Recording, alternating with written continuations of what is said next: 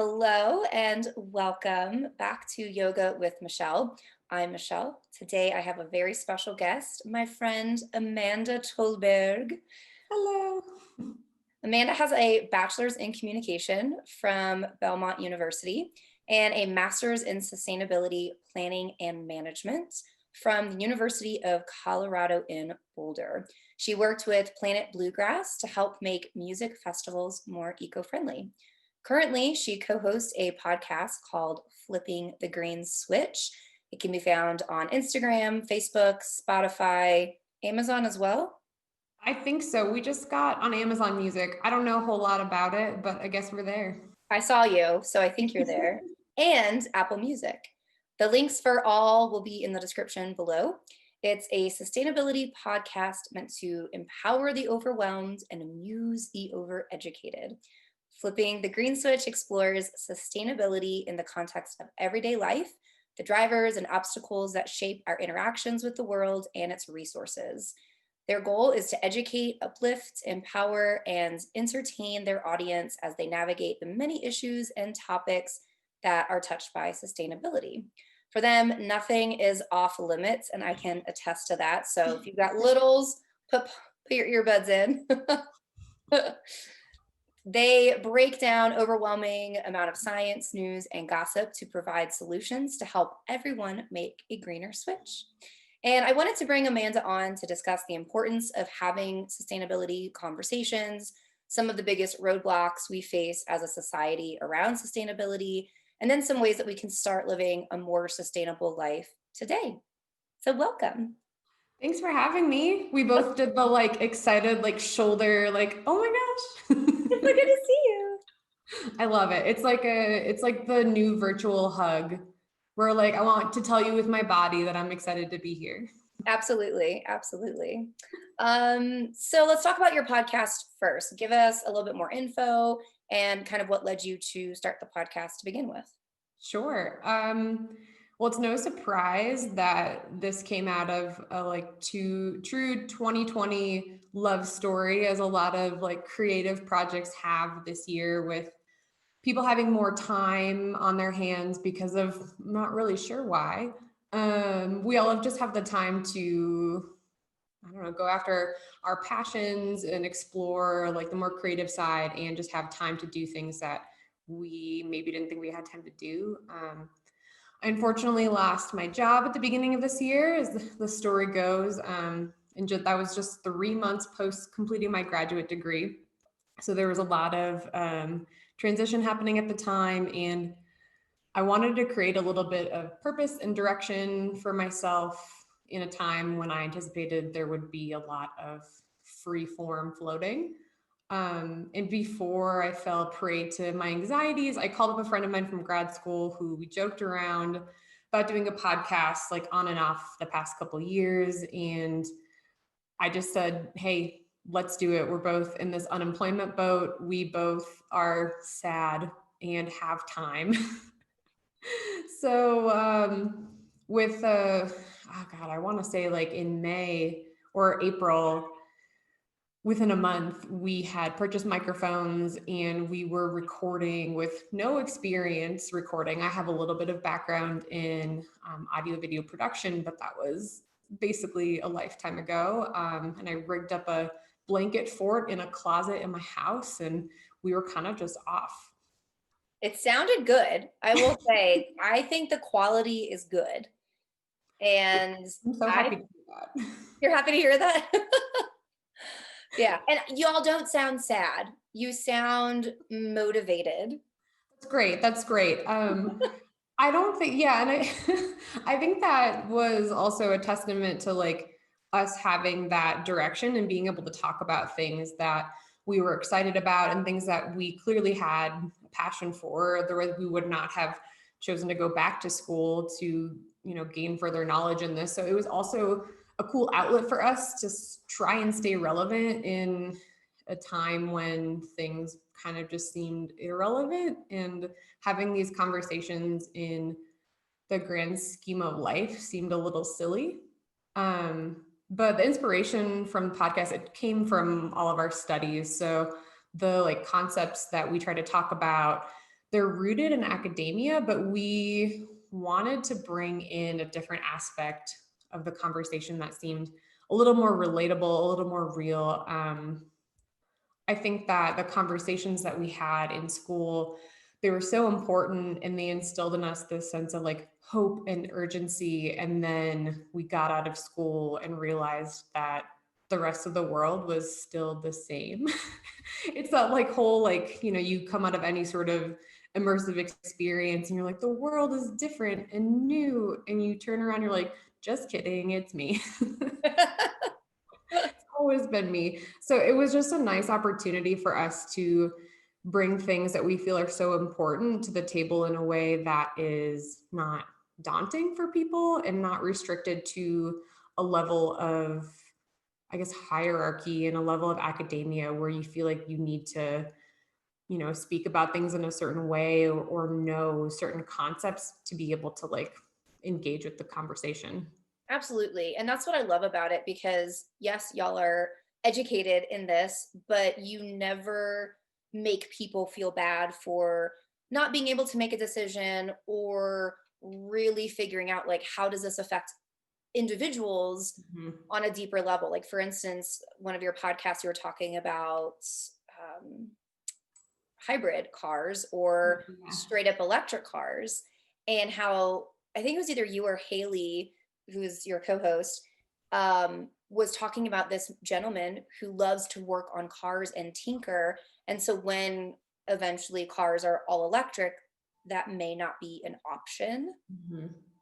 It will still exist, I'm sure, to some degree, but as far as the day in, day out maintenance of a vehicle, it's kind of taken away. And that is for him almost like you're taking away a hobby. Yeah, And I don't absolutely. I don't love cars. I think it's super boring. I let my husband do all that. And he doesn't also really love cars that much. So for me, I'm like, yeah, let's all be electric. I won't have to deal with anything. But for some people, that is an aspect that might be taken away. Absolutely. I think it's really important to acknowledge people where they're at and with what is important to them. In a lot of sustainability conversations, it's presented as things need to be a certain way, or there's one path, or there's just a list of things that we have to give up or do better on. And that's just completely disregarding the people aspect of sustainability. Like, how do we thrive? Like, what are the opportunities that are available for us in these conversations? So you've got the guy who likes to tinker on cars, and that's going to be hard for him to transition. And maybe he won't. And maybe there'll be a place for him when we go all electric, if we do, which I don't think will happen. But it's just goes to show that, like, kind of placing value on those things that people have deemed unsustainable makes it a little bit more approachable. Like, it's a little bit less of an attack ad and more of a conversation. Absolutely. Yeah. And like for instance, there are some people who live in rural areas that do not have access to curbside recycling, and you have to make that effort to gather your recycling and take it every week to the recycling center, or you might not even have a recycling center available, so recycling is just completely taken off the table for you.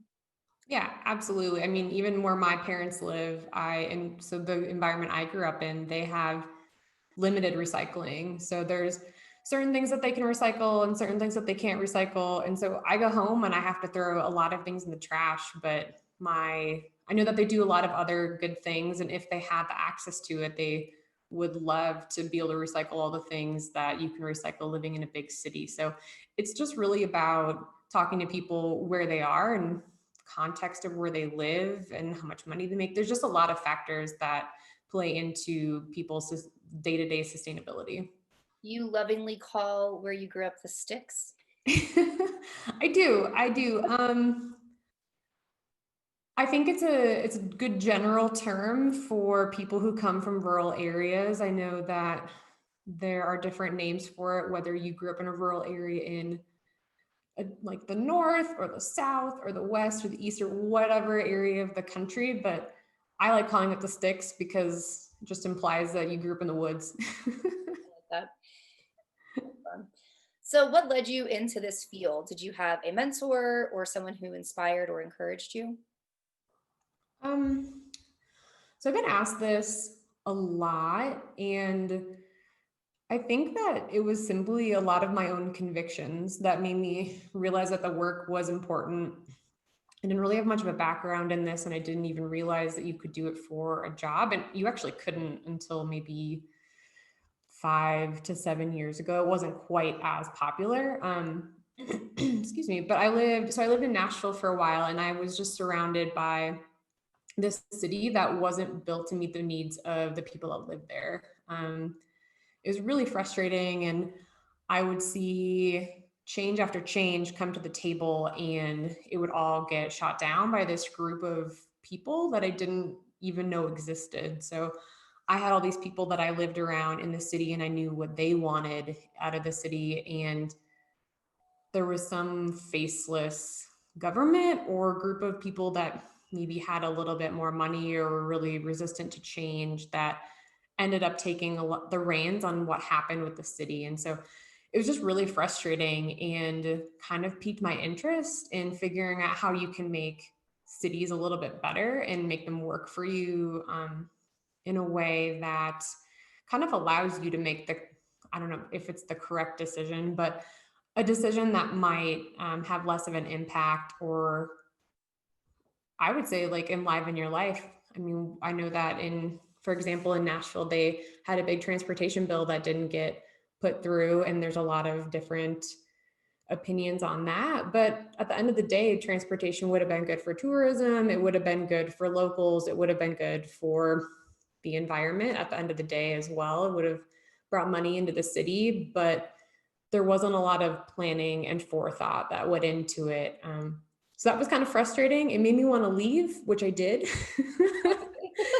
And after like an 8 month hiatus, backpacking in Europe, which I know sounds like a very basic white girl story. Magical. I'm a white girl and I guess pretty basic. I was just able to meet so many people that in like the small towns I lived in and the cities that I visited. And I just saw what could be possible. And it made me realize that there was opportunity out there for me to be involved. And that's what transitioned me back to grad school. That's awesome. And you actually mentioned a lot about transportation and infrastructure in quite a few podcasts, which I really appreciated y'all digging deep into the transportation issue, because this is something I've noticed specifically in this country in comparison to other countries, not just Europe, but even in India as well, where it just seems like it's a little bit more easily accessible, Mm. just with maybe not necessarily eco-friendly in certain countries, but at least having the ways that people can create more jobs, can create more tourism, and really help people's lives to move around the city in an easier way rather than having to get in your car and take 30 minutes to get to the other side of Nashville, which Yeah. I had to do. Yeah, absolutely. And I know that there's a lot of, I mean, we mentioned this in the podcast. We're not car haters. Like we both like to like altering vehicles. We both I like to drive my little hybrid car around town. Like I like taking road trips. It's like the quintessential American vacation. Like people come over from Europe and they want to rent a car and drive across the country. Like they don't want to come to New York and get on a train and take it to LA. Like they just don't. I do, but Right. it's kind of become part of the culture. So not that transportation solutions that work in India or Europe would necessarily work in America, but it is just a testament to how we can implement things that are different as our country changes population wise, demographics change. So it's just kind of a case study for like how we can implement some things that may not take away the way we use cars, but maybe enhance or provide other options to people that do want that extra thing, that don't own a car or don't really care to tinker on vehicles. Right. And I really appreciate it because y'all actually did mention the road trip aspect Mhm. in one of your podcasts, which I had listened to all of them. Um, and it's so funny because in college, that was like a thing we did. I went to college in a very small town in Tennessee where we were surrounded by lots of rural landscape and it was gorgeous. So if we were bored in the middle of the night around Christmas, let's go take a drive for 2 hours to look at Christmas lights, listening to Mhm. Christmas music. Or I had a friend who, anytime she was going through something emotional, whether positive or negative, she would just take a drive. And that is a very, like you were saying, quintessential American pastime. So, not taking it away, but let's figure out ways we can make it more environmentally friendly and sustainable. Yeah, it's hard to tell people that they just shouldn't do that. I mean, if you break it down to the most bare minimum, yes, driving less is going to be more sustainable. It's going to release less carbon emissions, whatever. But and I believe that, but I also believe that people have in their livelihood have this huge weight on the sustainability conversation. And if we don't, create either other ways for them to have that same experience or make that choice to make a more eco-friendly experience better for them or more positive, I don't know that we're going to actually have the change that we want. Right. Have you heard of the term? It's basically sustainable, and I'm forgetting it right now, but basically where you are so inundated with information of how to do less or do more or buy this or not buy this, that you become overwhelmed and then feel super guilty, number one, and then number two, don't even have the capacity to take any action. Yeah, I think that you described this year perfectly in a lot of different respects. I think that I don't know, over information or that fatigue that you get where you know so much and you know that you know what actions could cause X, Y, and Z, but you don't really have the choice but to do the action that would cause X, Y, and Z, which you know is harmful. And you can start to get on this slippery slope where you're at the grocery store and you think, okay, well, I really need to buy pasta, but pasta only comes in these plastic bags. And I know that plastic bags are terrible and they're going to go into the ocean and I'm going to choke a sea turtle. And you're just sitting there in like aisle 6 of Kroger or King Super or Meyer or whatever you have. And you're having this like panic attack about these sea turtles and you live in the middle of the country. Right. It's a very slippery slope. So I think that that is common in everything. I mean, we talk about public health, we talk about racial inequality or economic inequality in the country. And I think that we're now at a point where we do have the information to make, I don't know if it's necessarily like a better choice, but I think it's a more informed choice. So I think that you making the choice to purchase the plastic doesn't mean that you are actively punching a sea turtle in the face, but you know the downstream effects. You know what needs to happen, and you'll keep that in mind next time there is maybe a cool, innovative product that you can try that you have a little extra money that would reduce your plastic use, or if there is a local government measure that you can support that would help increase your options for not purchasing plastic, then you go for that. Like, I think that taking all of that information and trying to apply it to each little decision you have every day, that is inherently unsustainable. And exhausting. Yeah. Absolutely. And we all struggle with it like all the time. Yeah, it's hard. So why do you feel like this topic is so important, not just in our lives, but in 2020, y'all started this podcast and you even mentioned, is this a worthwhile conversation with all the other things going on? And y'all just said, F it, we're gonna do it anyway. So Yeah. yeah.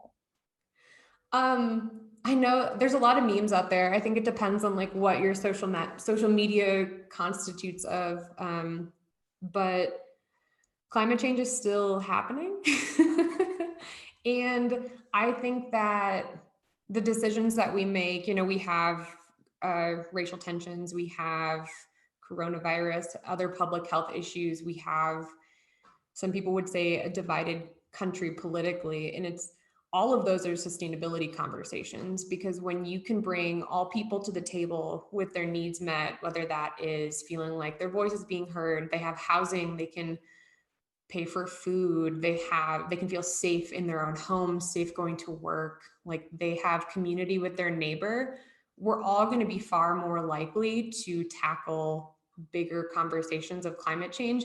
And alleviating a lot of those other issues will alleviate strife in climate change issues. Like, it seems really big that, you know, you can make a change for like public housing or more like equitable representation in your city, and that would help mitigate climate change. But everything in this world is a system, and this is like the conversation we try to like avoid because it's like it gets really big, and it's, you start pulling on one thread and you realize that 16 other parts of the sweater start moving when you pull on one thread, because it is all connected. So the sustainability conversation is always going to be there, and it's kind of always running in the background. I view it as more of a like moral and ethical guidelines than like its own separate conversation. So you've got these three areas of sustainability, which we talk about in our 3 Pillars of Sustainability podcast episode. I'm Or cake. going to plug that one out. Or cake. We like to talk about food metaphors. So we do sometimes call it like cake layers, parfait layers, onion layers, whatever.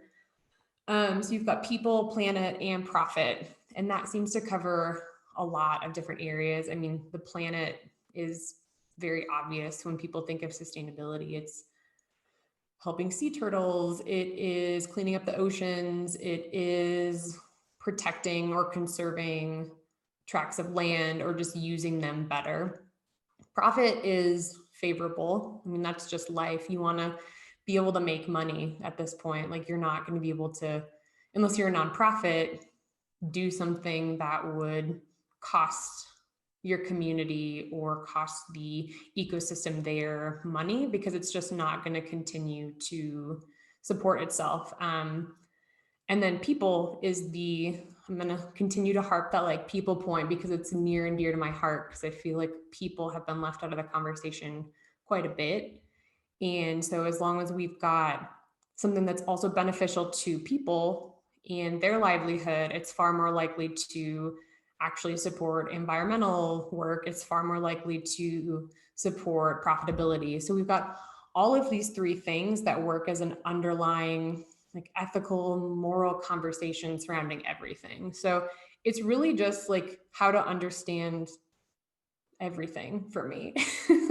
Well, one thing y'all mentioned, and something I've heard before, where if you have a society or group or community of people that their basic human rights are not met, housing, food, education, healthcare, whatever, their mind is so focused on meeting those needs that they're not even thinking about, oh, I need to have a more environmentally friendly vehicle, which is also not an option for them, probably financially, or they're not thinking about having solar panels if they're just trying to survive, basically. Mhm.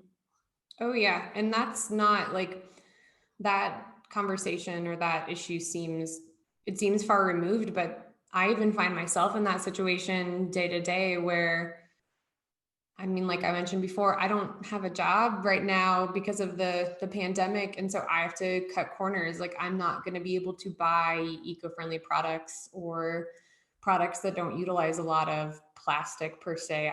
I'm going to buy the like dollar pasta that is like bulk made and has this like terrible plastic packaging because I just have to. Yeah, absolutely. And I think, I mean, for me as well, it's while I have a job financially, if I bought all the things that I thought were good choices for the environment, Mhm. my grocery bill would be like $1,000. I personally feel like a month, because we're eating so much at home, which is great, but I'm not going to spend $6 on a dozen organic free range eggs when I could get 18 for $2 or something. Yep.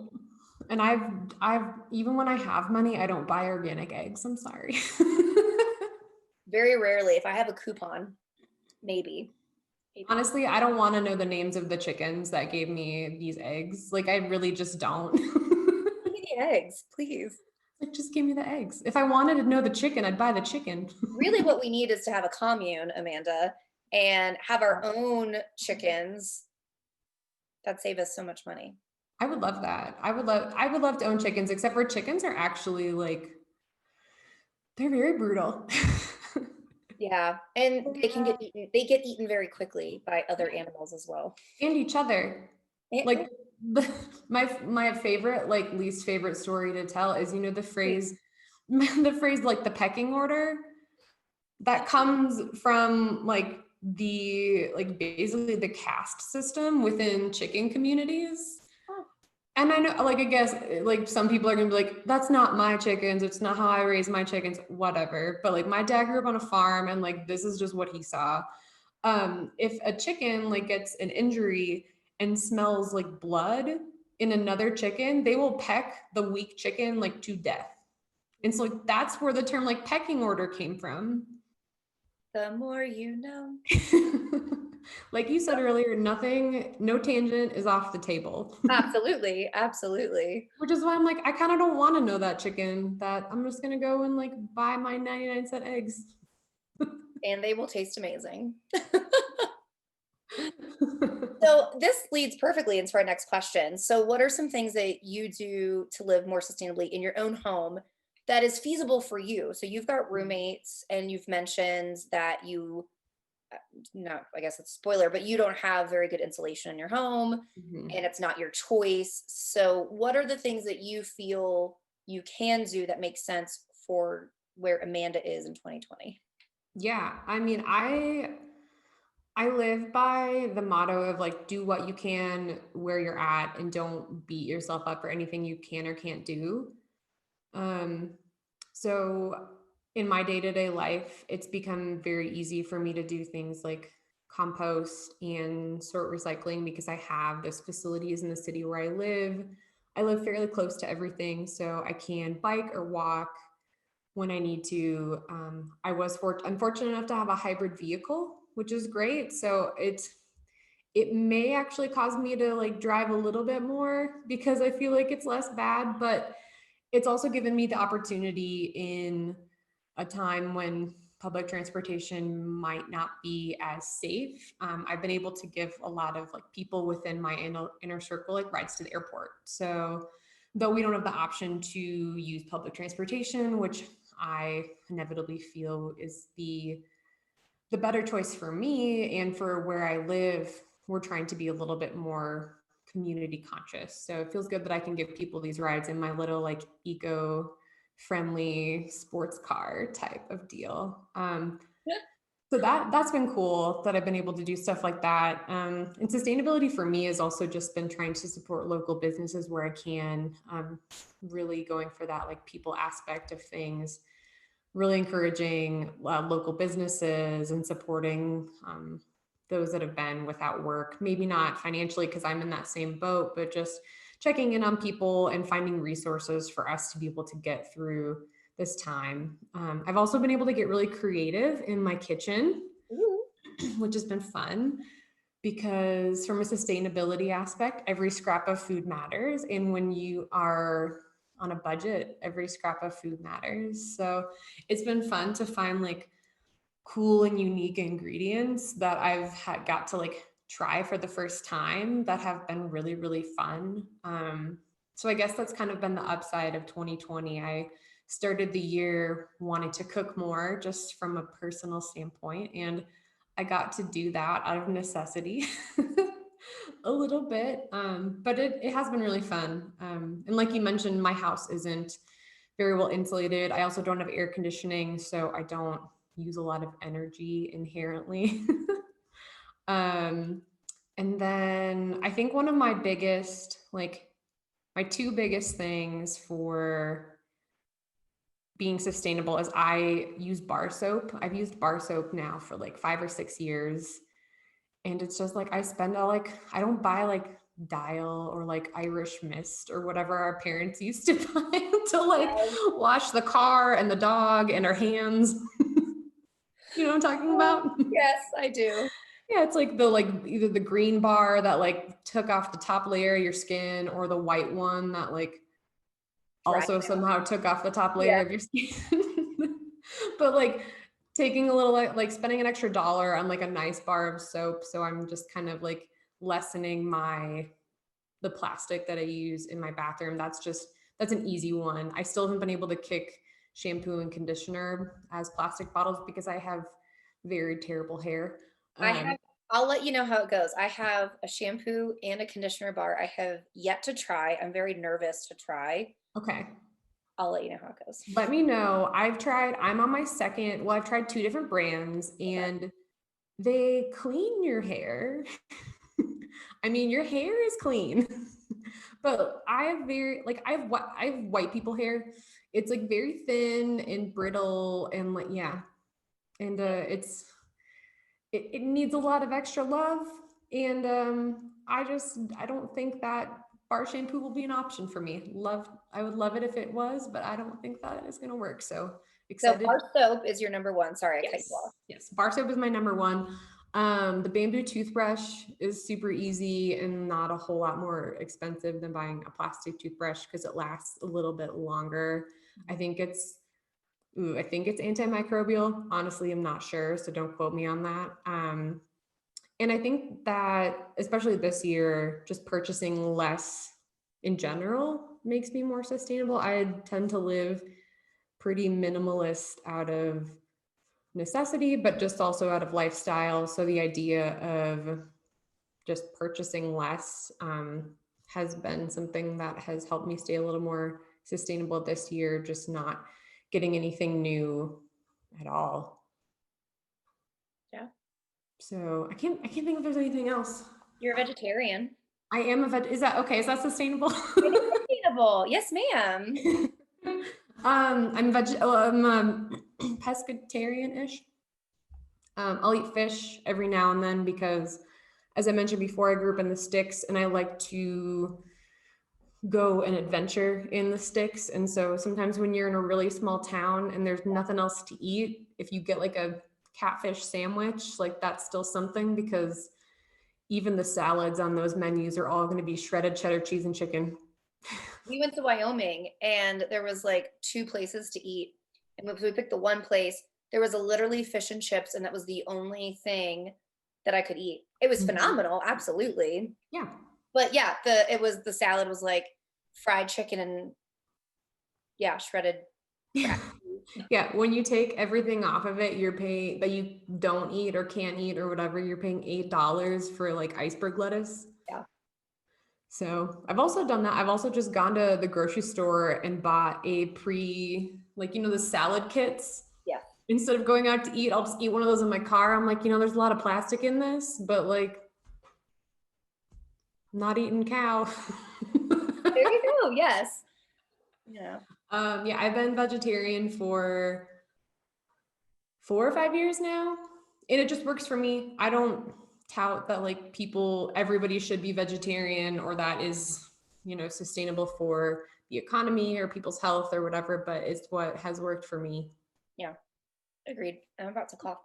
I am curious about your ingredients that you've tried that you like. Oh, okay.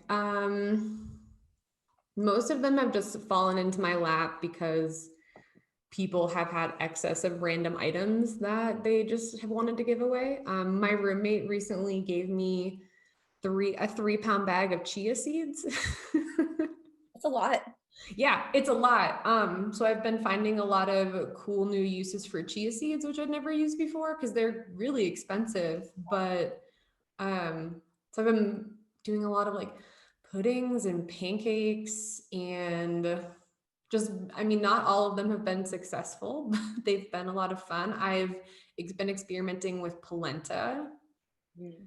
which is also very fun. I did these really good like polenta cakes last night, and then I used leftover black beans and tomatoes and made some spicy black beans that I just put on top.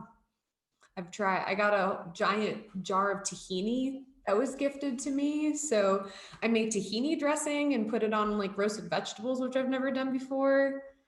Um, so it's been a lot of just deciding what would work, finding a recipe, thinking, well, I don't have that, but what do I have? And just seeing if it's edible. at the end of the day, which I'll eat anything. So You're not picky. I think also that's sustainable too, though. If someone was just going to throw this container away and waste that food, you're like, no, please, I will use this.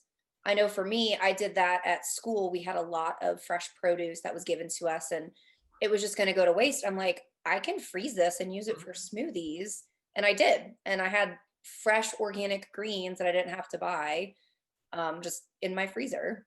that's great. And I think that I've been able to do that because as an unemployed person, have the luxury of time. So it is kind of a fun employment part that I like to say. I like to rebrand it just because I mean, when I was in grad school, even just last year, I was working part-time, I was in school, I had a thesis project to work on. So I wasted a lot of food.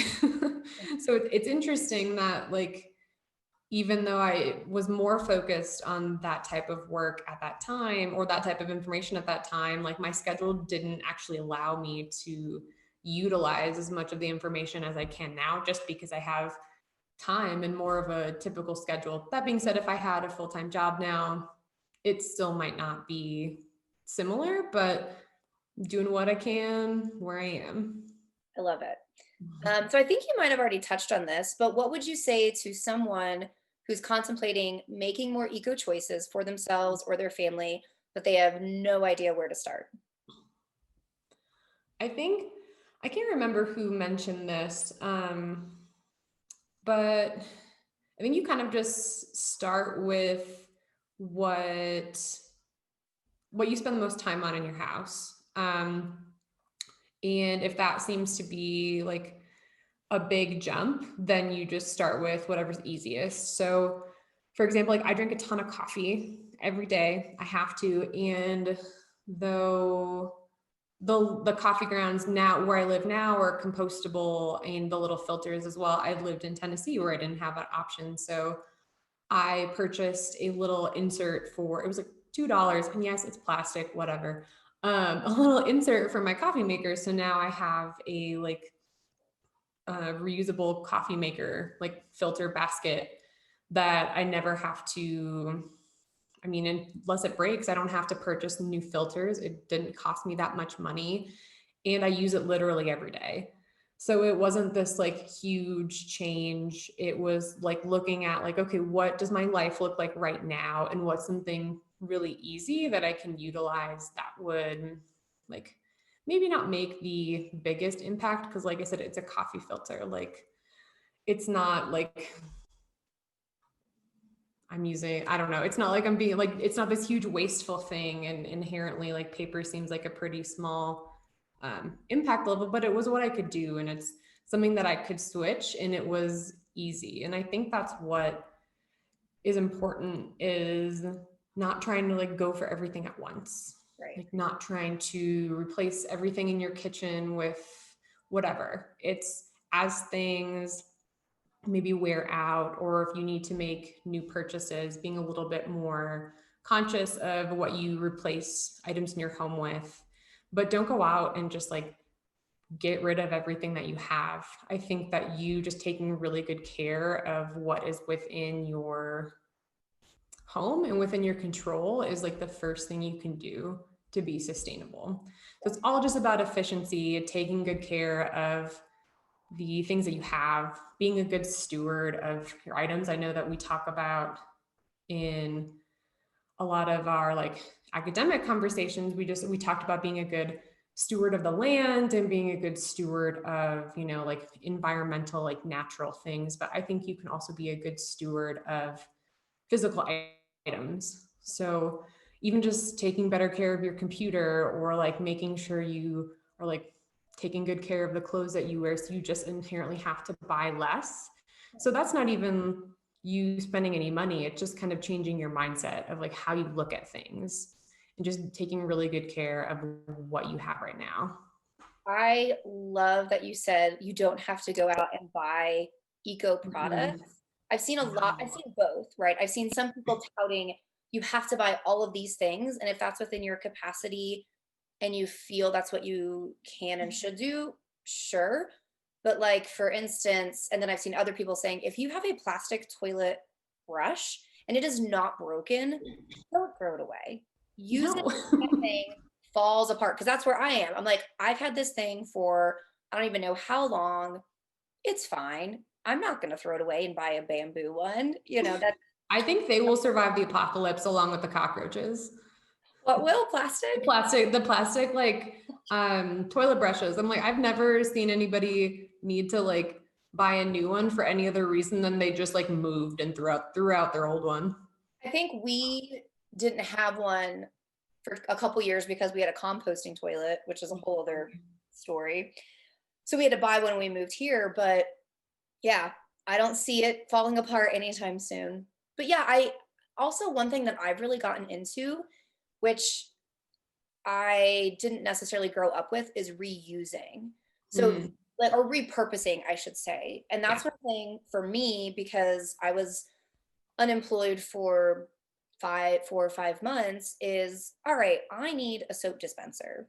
I don't want to go out and buy a fancy whatever bottle. And so I saw someone reuse a maple syrup bottle and it's gorgeous. And I have two right now. I love maple syrup. I'm not just gonna, I could recycle it, but I just reused them. Yeah. And then you just buy a screw cap that costs $1 or whatever. And bada bing, bada boom, you don't have to spend $10 on a fancy reusable soap dispenser. Right. And I think, there's a place for those companies that are, making things more eco-friendly or things out of materials that are innovative, just because they're fun. Like this is just me, but I enjoy reading about all the like new types of materials they're trying to make that don't include plastic or can be made out of plants. I just think it's interesting. I think it's fun. And ideally, we would love to support those smaller innovative companies because then it would put pressure on larger companies who are just mass producing this junk that we have to buy because when faced with a $10 toilet brush or a $2 toilet brush, you're going to buy the $2 one. But if the $2 one ends up being like a good choice that's already been made for you because the company is being held to a higher standard, then that's great. So there's definitely a place to support all these little mom and pop, like innovators, entrepreneurs, but also just using what you have is probably like the best case scenario. Yeah. And then, so many people do have legitimate reasons, such as not enough time, which we mentioned about, you have more time being unemployed. Some people might not have as much time, money, resources, Mhm. living in a rural community, or even education for taking more environmentally friendly steps. So, can you give one step or change that they could make today that you haven't already mentioned, or maybe one that you have already mentioned? Yeah, I wager that those people are already making decisions that are sustainable. I think I've kind of alluded to both of these throughout our conversation, but the two biggest things that you can do is make actions that save you money and make actions towards efficiency. And those are going to be big sustainability things. So it's in our namesake of our podcast, Flipping the Green Switch. We talk about flipping on and off a light switch. It's an action that is within your power to save a little bit more energy, save a little bit of electricity, which saves you money and requires like less electricity to be used. So the most sustainable option is always just going to be trying to use less, which when it comes to your home ends up saving you money. Yeah. So I think just flipping on its head what it actually means to be sustainable. And I like the point you made about reusing items in your home because I think we give boomers, I hate like using overgeneralized terms for generations, but like we do it. Boomers, they get a bad rap for like putting carpet over hardwood floor and like all of that stuff, but my parents are boomers, and I would say that a lot of the actions that they did just because we didn't have money or just because it made good sense are inherently sustainable. Like I swear I didn't realize you could buy your own Tupperware until I was like 15. Butter containers is what we use. Right. Butter containers, like sherbet containers, ice cream container. Like again, like I was just like, wait a second. Like I saw somebody with like a like Tupperware container that you bought. And I'm like, wait, but you're buying something that's like an empty container. Like I don't understand. Like, you could just buy it something that has food in it already, and then you get both.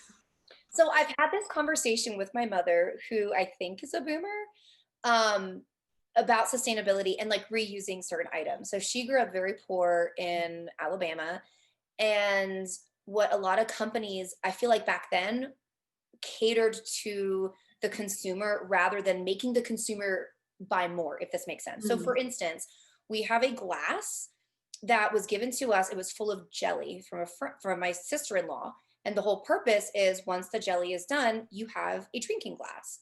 And I thought this was phenomenal innovation. And my mom, she was like, "Oh, Michelle, companies did that all the time." She's like, "We never bought our dishes as a set. You went to the grocery store, whatever item you bought, it had a plate in it. So then you would keep buying that item to get a plate." Or she legitimately had a dress made out of a potato sack because the potato sacks had patterns for poor housewives to make clothes from. And I'm like, what is Genius. wrong with these companies? Please, I don't want to have to buy another glass in my life. Just I absolutely want a potato sack dress. I might, I might.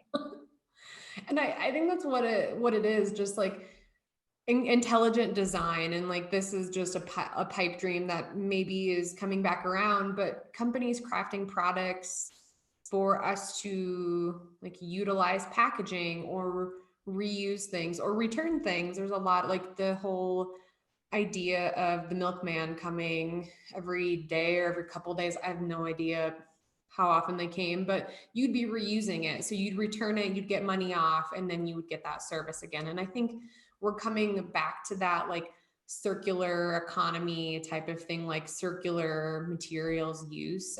That's definitely more and more readily available, but it's not, mainstream. So it is hard for people to utilize, but I love the idea of the potato sack dress. I know, right? I think we should bring that back. We should call Idaho. I don't know, the state, The the state of country. Idaho. I don't know who makes potatoes.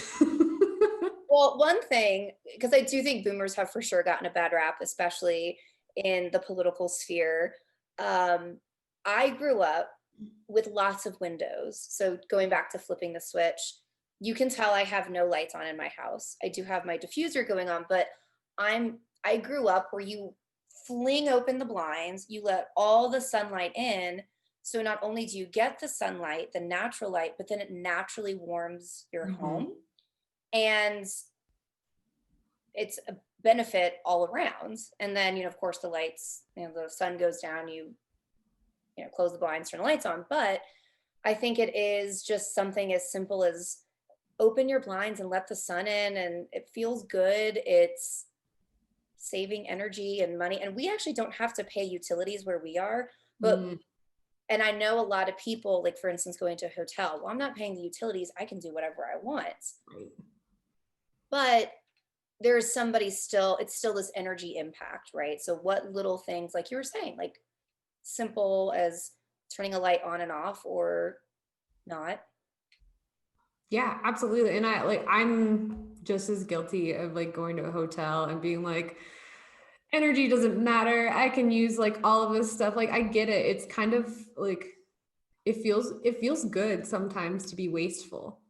Like I'm not gonna like I don't want to like sit around and tell people that like, oh, like, it's just the easy, like it is, the action of it is really easy. It is just flipping a switch, but like the mentality behind it, like I understand, like it's fun to be lavish. It's fun to like leave all your lights on, but we also in our podcast we talk about like, if you want to live life like that, there are a bunch of other things that you can do to try and be like a little more efficient. So I think that inherently, like in sustainability, we would like it to be a world where we can do stuff like that, where if you leave the light on in a room, it's not going to be like this huge impact. It's going to, you've implemented maybe like light sensors. So if they're on for a little bit too long, like they're automatically turned off, or like the type of light bulb you use is a little bit different. So again, like it is about like actions and things that you can do, but we are also advocating for a system that just works better for us and doesn't leave us with this feeling of like always having to stress about what we're doing and what we're not doing. Just like having the decision that is less impactful or better be made for us. Right. And you mentioned that in a couple of your episodes where it's the majority of the pressure is and should be on these larger companies and corporations. So getting your voice heard, signing petitions, voting. I actually saw something that I voted on in action yesterday. And I told my husband when I came back, I was like, we voted on this and it worked. Like, unfortunately, So it closed cool. down a business, but it was a vape shop. And anyway, they have other locations in different counties. And I was like, but I voted against, this particular thing, and it was implemented, so it's a health benefit. So using your voice, using Yeah. your resources that are available, speaking to local government and state Yeah. government as well.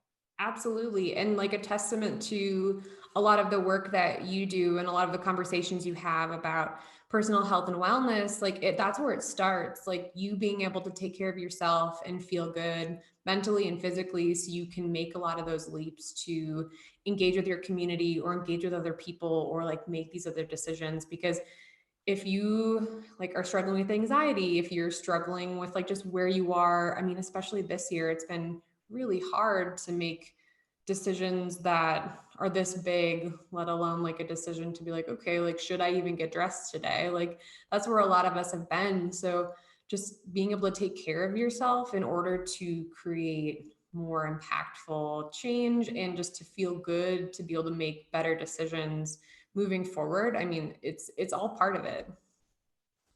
Well, that was wonderful, Amanda.